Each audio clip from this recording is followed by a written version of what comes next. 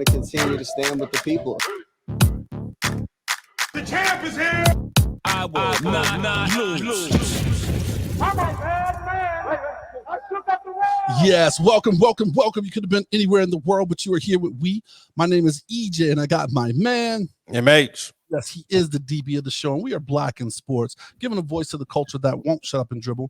And here, we're bringing you back inside the locker room, man. And, me and MH, we talk about a lot of stuff, and we really work on bringing you guys, things that's for the culture and things that really fit that Black in Sports, man. And one of the things we really want to talk about, man, is like, do you really want to work in sports, man? Just kind of how we got to where we're getting. And MH, I think it's going to be kind of like a multi-part series. I don't think we're going to cover it all in our locker room, which is more of a short format. But man, you ready to do this, man? I am, man. I'm excited about this, bro. This is a locker room discussion. This is definitely locker room lunch day. This is totally a locker room discussion, man. So I guess, man, how I want to jump into it, man. Is there a job that let's just start with, how do I want to start off? Is there a job that you thought was going to prepare you for where you are today, or just add some value in your tool belt that just really didn't work out for you?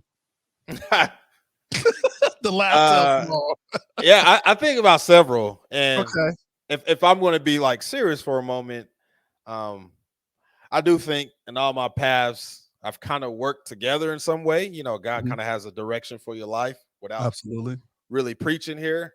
And now as I kind of look back now over time that I've actually got to where I've got to, I can say, they all work together in some type of way. And they help me in my everyday, kind of position that I'm in now and working in sports. Plan. Shout out to Joe. God's plan, right? This works, right? I didn't really see it then. But one thing that I thought of it, and we touched on a little bit of this, I thought I was going to be into the sales thing, right? And I know this is your lane, but former athlete, wanted to kind of stay competitive. I am a competitive person by nature. If anybody knows me, I can kind of compete. I will compete on literally everything. So it was brought to me that, hey, maybe sales might be something that you might want to do. And I'm like, I don't know anything about sales, but I'm a competitor. I like team atmosphere. I'm gonna get it going. So I started. I'm not going to mention like the company because I don't want anybody to feel bad about it. But I went to a health club, and I was going to do membership sales for the health club. All right. And hilarious, right? So on my training days and the orientation, they were telling me how how to get some sales and how to get some customers in and what strategies to use and all those type of things. So I was attentive, and essentially what they had was like those poster boards of like, hey, sign up today, those type of things. Here's a membership. Okay, now health club, are we talking about like you're like fitness, or we talking about like a holistic kind of Yeah. I should make that clear. We're talking about fitness, right?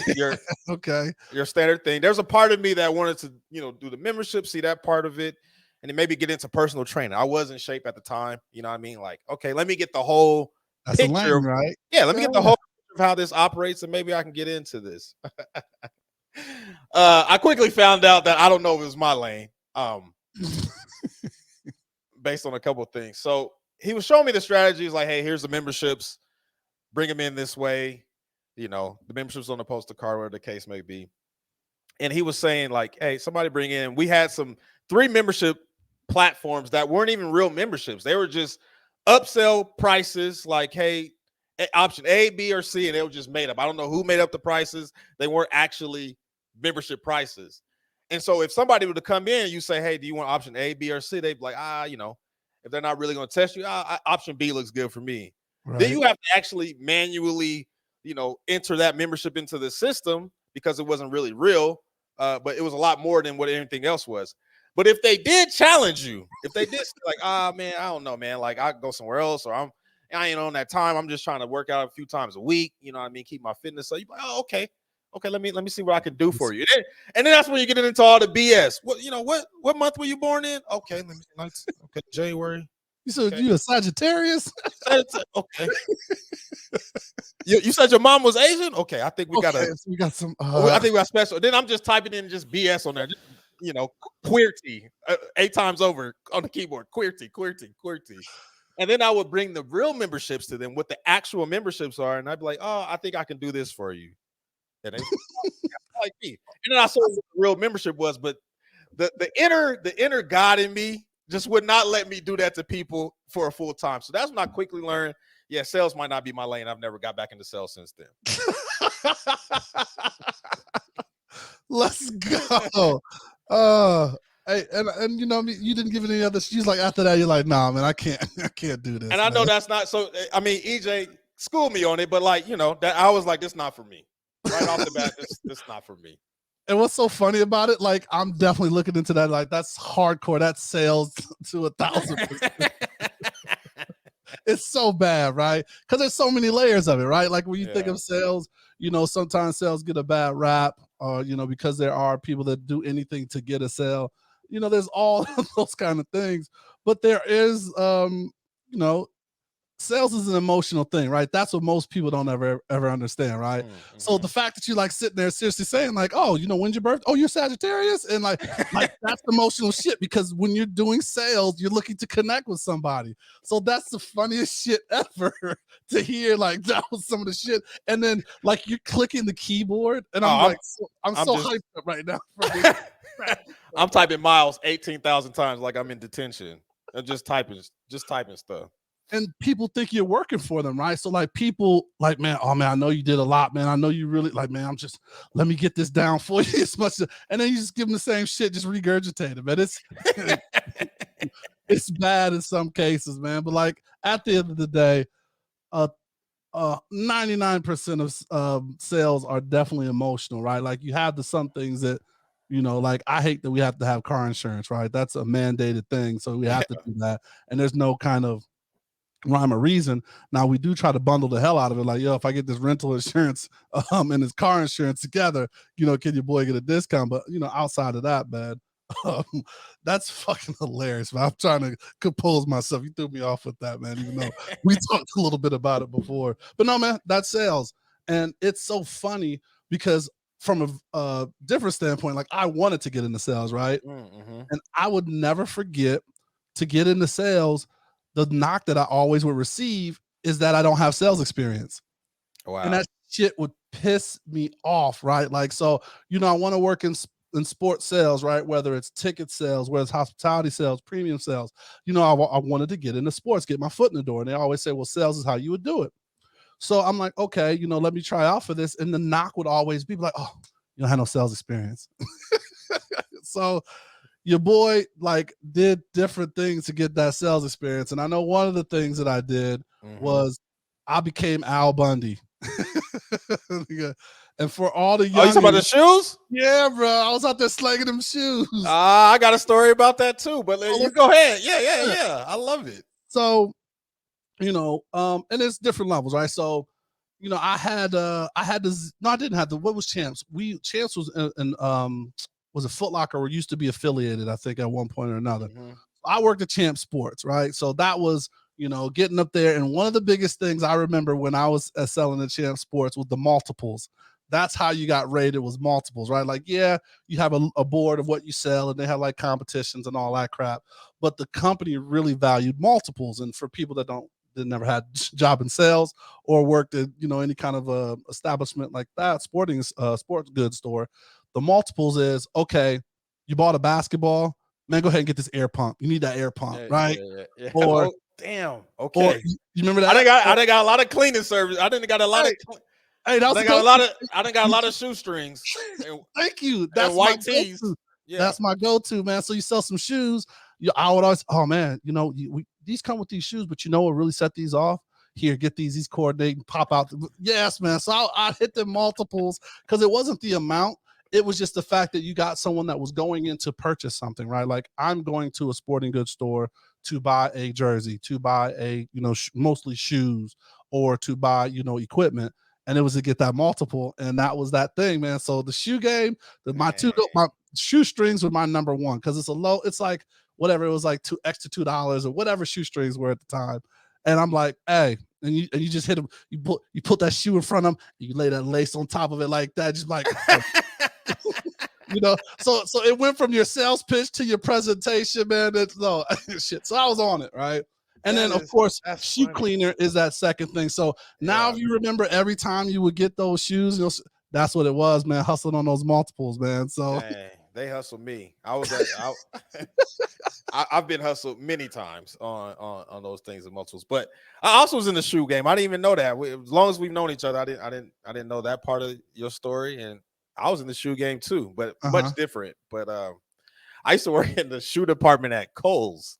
Oh, I got one for you. So let's hear that. Yeah, if you need to know some of the backstory on Kohl's, on the what do they call Kohl's Bucks, or what do they call them joints now? I can't think of them now. Hey, I got some backstories on how that stuff worked, but that's enough saying them. They don't give us any money to do that, so I'm not going to do that.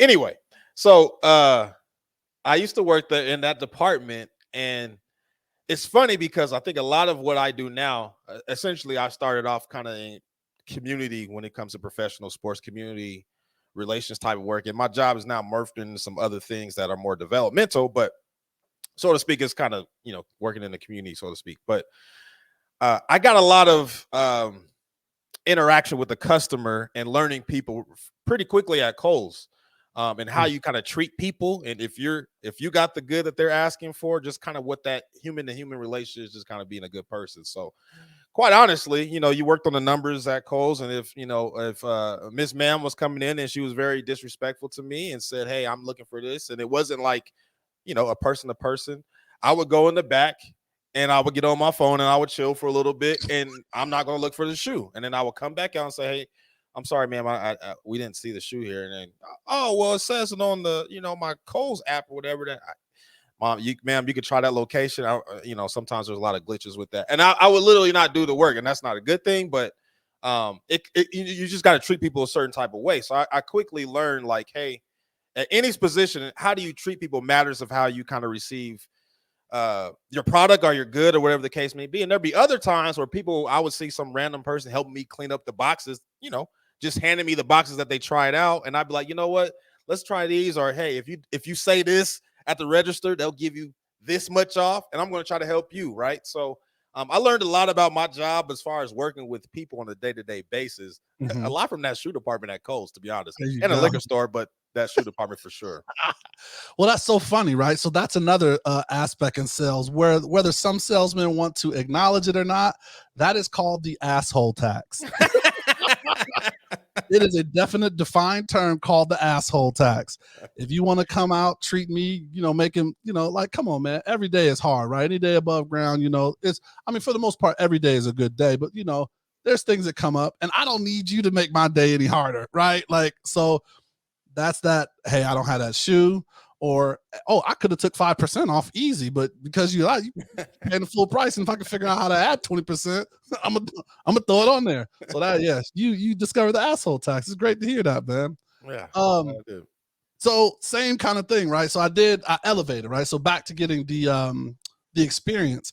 So my full Al Bundy was, I actually worked in a Italian shoe store, so Italian shoes, right? So now we're getting where I had to step my game up, right? Like, where I'm actually learning the different type of leathers and the different kind of shoes. Like, no, this is a monk strap, and this is a double wing tip, and learning the difference between snakeskin and ostrich. So got in that game, and that was really where it was taken it to the next level of, like, building a customer base, right? Like, because it was here in Vegas, and these people are coming out to Vegas 2 or 3 times a year. They're big time gamblers, and they want to know when the fall or the summer line comes out. So you send them like little notes, "Thank you for purchasing," and all of that good stuff, and the whole how you display it, how you bring kind of shoes out. So I had that kind of department store, that elevated shoe service. So attempting to still get the experience. Well, you learn the customer, right? Yeah, well, you learn the customer, like, okay, but I still had that skill set, right? So, like, hey, you want to get this ostrich shoe, gotta get the ostrich belt. Got coordinate. It's coordinate. Yeah, well, yeah, you was dressing John Witherspoon. R.I.P. R.I.P. But no, man. So it was funny, man. I do want to switch it up, man. What about, you remember in college, right? Like, we both were in scholarship, we both played school, but did you have any, like, a job in school, or like any kind of work program that you got paid part of your scholarship, or did you not work at all during your school days in college? during playing ball? I ate a different way. So no, not a W-2 job, I would say. Okay. But there was ways that I learned how to get money. I got really good at Madden for a couple years, and Okay, anybody that you could play me, scripting like that? yeah. And anybody that wanted to play me, it cost $20 to play me, and I was, That was an taking entry some fee. money.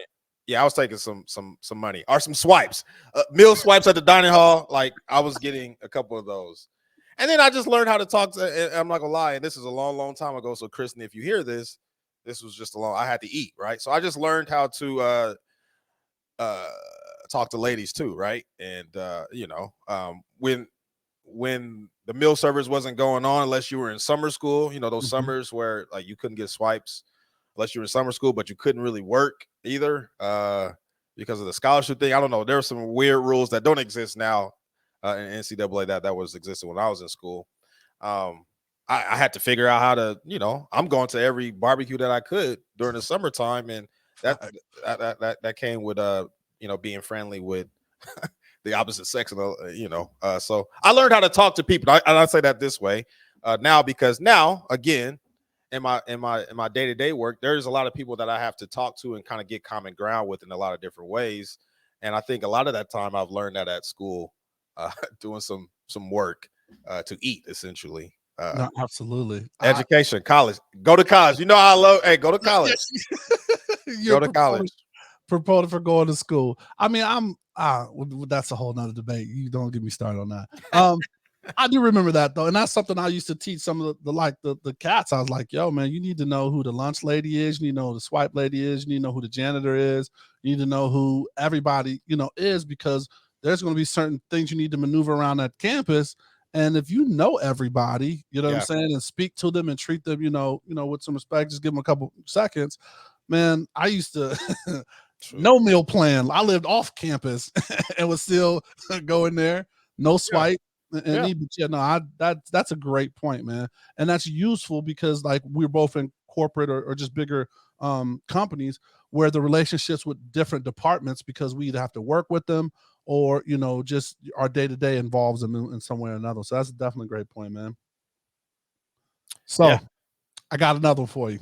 Okay. Have you ever been in a job that was a tipping position? Like I don't know. Everybody had some food service. Now I know some food service, like I worked at KFC when I was young, so there wasn't tipping then. But my homeboy told me how we could short the cash register. Hey, Jesus, a long time ago, forgive me. Learning how to hustle, man. It just comes with the life. But anyway, have you ever had like a tipping job or tipping position? No, I haven't, but I got a lot of questions about that, and we'll get to that. But one thing that I can say where I did get tips was I learned a lot about the golf course. My first job out of high school, I worked at a golf course, and essentially all I was doing was, getting the golf balls on the driving range, and if there was a tournament early morning, getting the individuals' bags out of their car, putting them in the golf cart, driving it to the pro shop, and I quickly learned that brown loafers on the golf course meant you're going to give me a $20 tip, right? So like I understood the makeup of what a tip looks like pretty quickly, and who I need to make friends with pretty quick. So I learned that in high school. That was my only real like official, I guess, some type of tips. The only other thing is I used to work when I was coaching football in Boston. I needed to make some money, kind of part time. I was coaching Division II, Division III, so it wasn't like it was, I wasn't Nick Saban. So I needed to make some money, and I used to work at a liquor store. And quickly I learned that America has problems when it comes to liquor, man. Like, we really do. Like you would see people that would get a lot of booze at the same time every single day. Yeah. But I quickly learned people, and I learned who's coming in for, Pall Mall cigarettes and, this bottle of wine. And when I get in, I will prepare orders. Okay. I know Johnny's going to come in at this time. I know this dude's, and I would just have them at the front desk. So they would just come in. Hey, what up, Miles? I say, hey, man, ring their order up.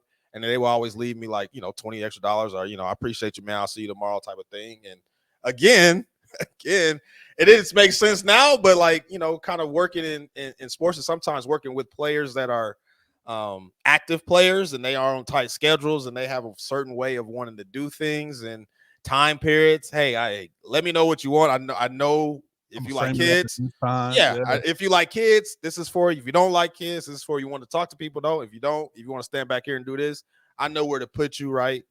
Because I've learned that relationship with you, and now you feel comfortable working with me too. So, yes, I didn't have tipping in sports, but I want to ask you about some tips. But tell me about your tipping experience since you shortened up K registers. So, that's so funny. Anyway, yeah. So I had I worked in a restaurant. I think a couple restaurants now. But I worked in a restaurant in college. Wasn't old enough to serve the drinks, but it was a serving position. So you worked on tips. And then also, I mean, when I moved to Vegas, I worked in the nightlife a little bit. So that was definitely a tipping situation. So learned a lot about that, right? And also learned about like customary tipping, right? And it's so vastly interesting what people think about tips, right? Like I'm talking about like my Midwest family, right? People that come from Ohio or from the South. And then just because I was here in Vegas, the international tipping. So I'm just go ahead and hit let me ask you, what's customary? What's customary?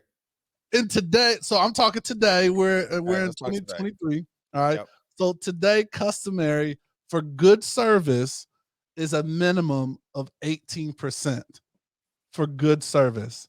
And then the scale goes 18 to 20% is roughly where you want to be. No, man. Just get that man. Get them 20%. That's just what I think. It's just customary, like 20%. That's just. No, you just said customary. So shitty service, good service, customary is 20%. You could be boo boo the fool. You can do, whatever. You get 20% no matter what. 20%. It is what it is, man. I'm gonna give you 20, and maybe even more because I don't like doing numbers like 86 plus 5 and all that. Hey, I'll just round it up to the nearest 10. I learned that in second grade. Right, you might get 22%. I don't know. Right, you do 10% of it, and then you double it. Yeah. The numbers don't add up right. If I need a whole number that makes it easy for me, you might get close to 22%. So yeah, it's 20%. I think is customary. So is it a tip then? Because like we should have looked up tip what we got on here. But anyway, so you're saying it's 20% and it's not on a sliding scale depending on service. You're not whether service is good or bad. 20% off top. I'm just 20% for you. Bringing the water out and literally taking my order and bringing the food out and here's a check when I ask for the check. Type of thing. Okay. So the argument that people say, I don't have to tip. A tip is for the service. You're just, so if someone gives you bad service or something's wrong, it's just 20%. And that's where I kind of like, the asshole tax works a different way too, I guess. If it's out of your, if the kitchen's slow or things like that, because we know there's our people's establishments sometimes. Speed is not on the menu. It's gonna be good though. It's gonna slap, right? So I don't hold those things that are out of your control, but there's things that you can do, and I don't believe it's customary. All right, who gets tips? We kind of talk about this pre-show, but like, do salons, so barbershops, beauty shops, nail techs, does a wifey, does she tip when she gets her nails done? Yeah, I think wifey tips unnecessarily on the nail tip. On the nails tip, or if she's getting a massage or like the facial massage, things, right? So that's the thing. That's I think where it gets crazy, right? So like, do you tip when you get your car washed, right? Like, because that's just a service. Like if you go pull through the little car wash thing, and the dude like tiles it off, like the little quick tile off, not the full detail thing. Do you tip that person?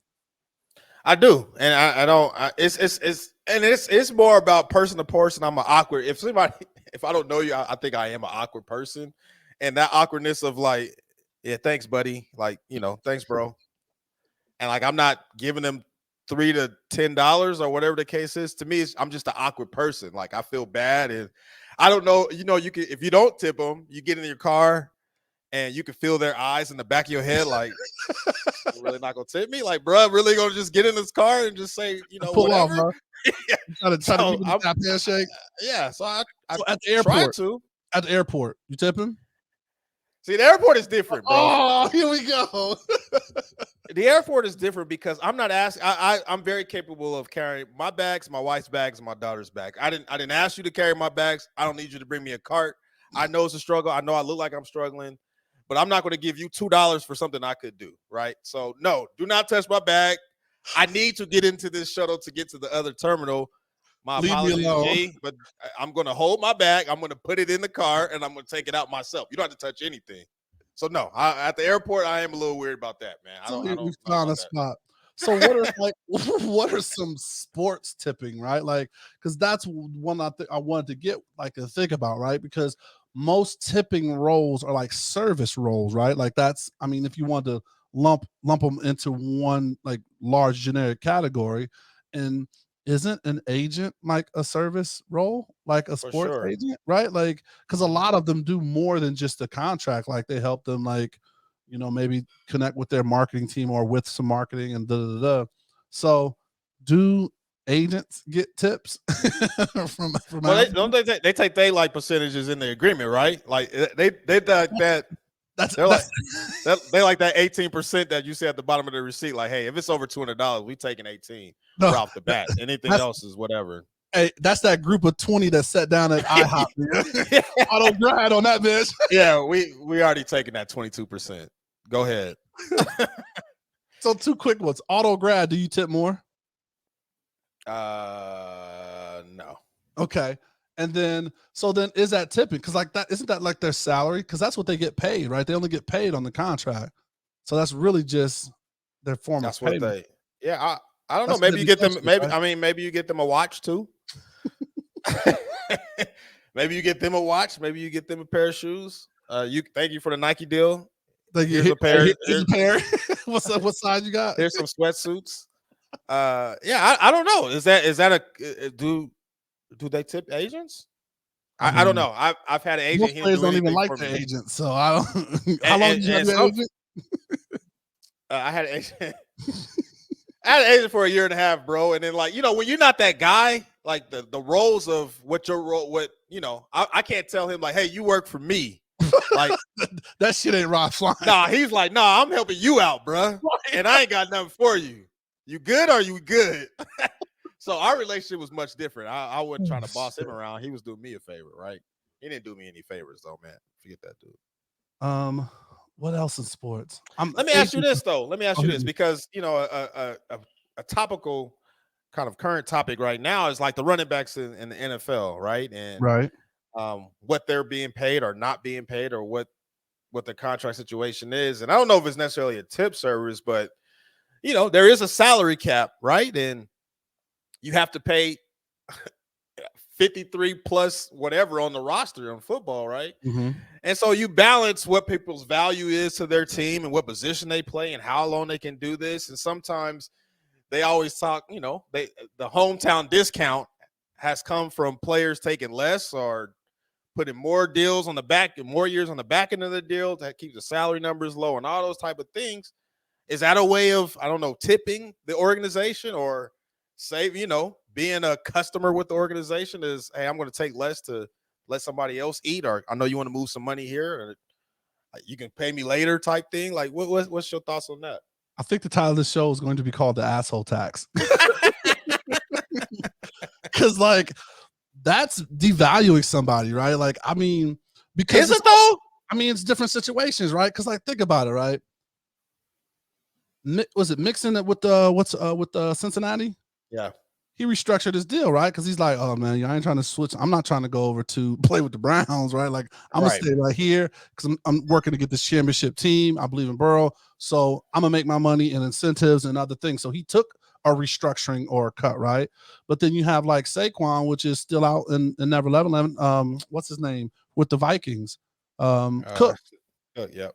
Cook is still out there, and Cook is a dominant. I think Cook is an every down back. I mean, I guess Saquon is too, but like Saquon's had more like relevant injuries, I guess that may provide concern. But Saquon's quarterback is Danny Dimes. Like he should definitely be there. Vanilla Vic, if we're gonna be on Vanilla Black Vic. Sport. Yeah. Vanilla Vic. Yeah. And he needs that, right? Like, and you hope it falls. Well, all right, I don't want to wish bad on anybody, but like it's kind of like he's getting devalued. So I don't I think you're getting devalued. And it sucks because it all comes from analytics, right? So they're and which is like a new role, right? Like who knew that like I should have paid attention to stats class and I could have made it working for the NFL doing like Amazon logistics or whatever. But anyway, what they're doing is they're showing like, okay, here's the age, here's what they do for the team and quantify it. And like, oh, we don't need to pay them. They're plug and play. And like they were just showing just kind of like some of the stats of how some of these quarterbacks are doing with the running back healthy and without the running back. And some of their stats are just as good or better. And they're like, oh, well, shit, that doesn't prove that case. Now, in New York's case, he definitely is making Vanilla Vic better. But like, I think it's a whole devaluing. And I think it's just crazy how you see the change of tight ends were not as valuable, right? Like they were just like an extra fullback that you put on the line that we've said that in the show before. All right. To now, you got tight end everywhere. and they're everywhere, and they're pushing up that they're dang near a slot receiver on the line, or you can cut them out. So I just think it's like looking at the value of what that job function does, and then evaluating how it fits into the puzzle of the pie, right? 100%. I think there's two major factors in that. It's funny that you said slot receiver in different positions because I just think that's what a running back is right now. If I'm going to be real about it, I think they're a good running back. Just a certain type of running back. Like if I can't line you up anywhere outside the backfield, then essentially you're a slot receiver. Like slot receivers don't get paid as much as the Jamar Chases of the world, right? Mm-hmm. Because they can only line up in the slot and they can only play a couple downs. And if that's the same with the running back, hey, I can't throw a pass to you and I'm just going to hand you the ball, then, I'm not going to pay you whatever. I don't know if I'm looking at it that way. And then I look at it as a quarterback. So I think prior to Tom Brady, I think quarterbacks would play their, Troy Aikman, I put it this way. Troy Aikman and Emmitt Smith's career length was relatively the same, right? It wasn't like Troy Aikman played 36 years, Emmitt Smith played 7, right? Well, even though Emmitt Smith attempted to play for the Cardinals, which some people he did. He did. Let's and I think he did. But I guess what I'm saying is like they phased out relatively at the same time, to where it I guess it almost increased all their values. Emmitt Smith, Michael Irvin, and Troy Aikman. So in first ways, right? First triplets, right? Yeah, I guess they were paid differently by position, but it wasn't like somebody. It was like an argument now where, hey, I can have a quarterback that plays 22 years at a high level because for rules to keep him safe and all those type of things, and it's more of a quick passing game. And he's not gonna get hit that much more. Whereas I'm gonna have a running back and he's only gonna play 4 to 5 years. Then it's like, yeah, how much do I want to? I can pay this guy a lot because I know I'm going to get a long time for my bang for my buck versus this position where. So I blame Tom Brady, honestly, like for extending for extending his shelf life to 20 years. So now that quarterbacks, if quarterbacks play 10 years, that's a short career now, right? If a starting quarterback plays 10 years, it's like, oh, you only play 10 years, where it wasn't. I don't think it was like that back in the 90s and previous generations. I think everybody's timeline in the NFL was roughly the same. And that's not necessarily the case anymore. So then that brings, talking about, want to work in sports, right? So when we choose the positions, right? Like, are these people looking at what position they play? Like, because we play two ways. A lot of us play 2 ways in high school, right? Like, and then ultimately, where am I going to go further? Am I going to go further on the offense side of the ball, the defensive side of the ball, right?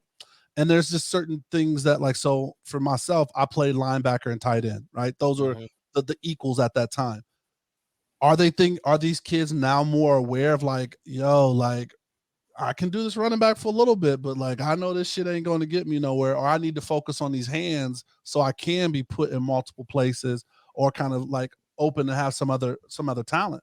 because now, like, if you're looking at, your future career, if, sports is, we all entertain, there's a certain point where God lets you know that the sports career is not going to go any further.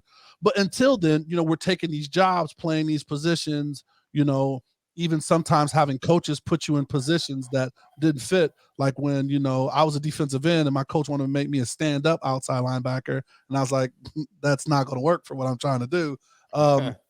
But do you think that, like, that's something that these kids are thinking about or should be thinking about, especially if you're seeing, and I probably shouldn't call it the devaluing of the running back position, but just how the evolution of the game is changing to where, I remember Colin Cowherd used to always say that wide receivers were icing or cherries, right? Like they weren't, a real mainstay, and now he's changed his game.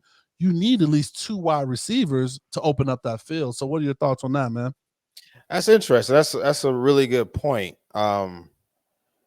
I would think a lot of I work with grassroots athletics a lot in my day-to-day job. And it's funny when we say it's an open type camp or something, I would have 86 wide receivers in a camp of 100 kids and 10 people that's playing defense. Right. And not everybody's a wide receiver. I get it, but that's to your point, it's not just icing on the cake. It's like that's the flashy position. I'm going to do this, and I'm going to get paid this amount because that's what it is. You rarely see running backs anymore.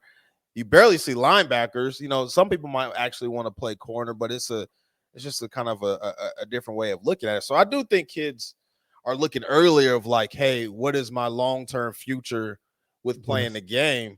There.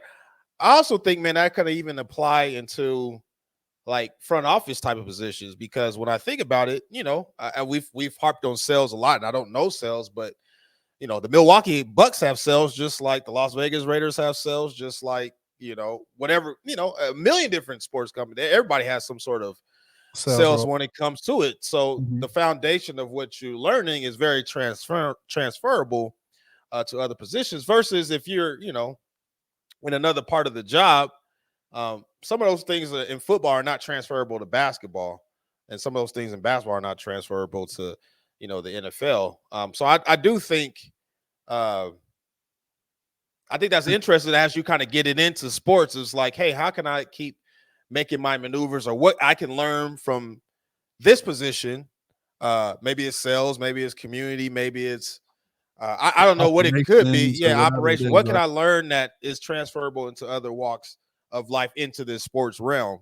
Well, you definitely really a couple, right? Like, so quarterback, natural, supposed to be leader, right? So organizational control, different levels.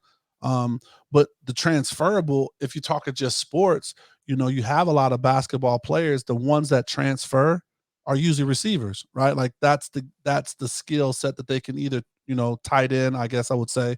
So, taking about Anthony Gates, I think he played basketball, all through high school. Yeah, Tony Gonzalez.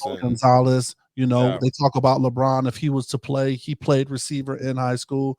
So those different things, and I'm pretty sure we're missing some, but yeah, those are those transferable. The only other position I think is you go to kickers, right? Long snap.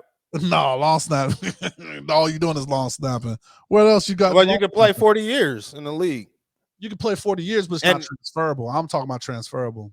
Okay, I got you. So I was going with kickers because, like, if you can kick a ball, like from soccer style kickers, punters, I don't know, whatever. Oh, you talking about sport to sport? Sport to sport, things like that, right? And then, but no, long snappers, you're in the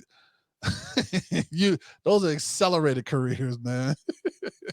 I mean, long snappers can work in the community. They can do sales, and then on Sunday go snap the ball and do that literally for 35 years. Nobody knows who their name is. Put a jersey on, do a couple of appearances. Nobody knows who you are. Who's number 46? Oh, I don't know. I don't know. Random dude. And he's been on team for 10 years. He's been on team for 18 years. When you filter the ages of teams, now I do that now, and this is how I realize I'm like super old. I hit the roster and I'm like, dang, man, like the oldest person on this team is 32. And I'm like, that's crazy, man. Yeah, that's a kid to me. You know what I mean? Like, dang, that's the oldest person on the team. And then you'll just randomly somebody just throw out the outlier 46. Who's this old? Who 46 years old? Oh, the long snapper. Oh, he done been there. He done been there 50 years. What's Adonis Haslam doing on this though? Adonis Haslam is a long snapper in the NBA. That's transferable. Hey, he's an NBA long snapper, man. Oh, that's disrespectful. And he got a random ass number 40, long snapper. Hey, you called it right, 40. Hey, you get one of them regular ass numbers. Not 40, not 440, like 40, 43. Like, Troy Palomar. 46. I don't know anybody that's 46. 46 was a great one. Tell me who's 46. I can't. Yeah. I can't. The long snapper. That's who it is, right? That's hilarious, man. Well, last thing on tipping, man. So you say 20%, man. What about the rule of thumb that one of our good friends gave shout out E. Golly. If you don't know Barry, man, she is the funniest person in the world to me. Barry was what, episode 3 when we started the show? Yeah, we got to bring her back. She done leveled up on the live or something, man. Yeah, she done leveled up a few times. Auntie's leveled up. But she said she said, I only give God 10%, so I can't give nobody else more than that. which is wild. But there's some truth to it. Hey. And to her point, and to my to Jabri's point too. Shout out to Jabri, man. That might save me some money in the long run. Might make a lot of people mad, but it might save me some money. Hey, save you some money, man. My ties is 10%, man. So. Ties is 10%, man. No matter how the service is in church. I don't say that, man. Hey, you can't beat God given now. You can't beat God given. Go ahead and give him 20%, man. Get the guy 20%. Get God 20%, man. I love it. All right, man. Anything else for the people before we jump out of here, man? Final words. Funny, man. I loved it, man. No, man, we probably have to. It's fun kind of going back because I didn't even get into my my golf war story, man. So I'll tell you that offline, man, because your boy's embarrassed, man. Like just put it like this. You know when they used to say, "We play on our greens, we don't eat them." Yeah, I had some issues in my golf experience, but anyway, hey, I hope you guys all enjoyed the show. Want to work in sports, man. Just know that like there's no tradition. I think what we were getting at, there's no traditional way to get into the sports world, man. You just got to take opportunities as you get them, whether they be, part-time jobs, what do you call them? Internships, even ambassador programs where you're just helping out and getting to learn how the operation works, volunteer and get a sense of introduce yourself and connect with people, man. But like I said, man, I hope you all enjoyed the show. We drop new shows every Thursday and nothing's changed, man. Watch us on YouTube because if you see it, you can be it. And then follow us everywhere. You can listen to podcasts and please stay safe, practice gratitude, and know we're rooting for you. Screaming, all us blacks got is sports and entertainment until we even.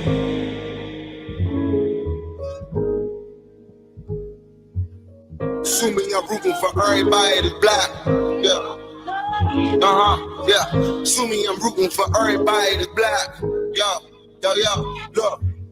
Assuming I'm rooting for everybody that's black. Spent about 2 racks on handmade new rags. Assuming I'm rooting for everybody that's black. That's everybody from sports to college class to rap and back.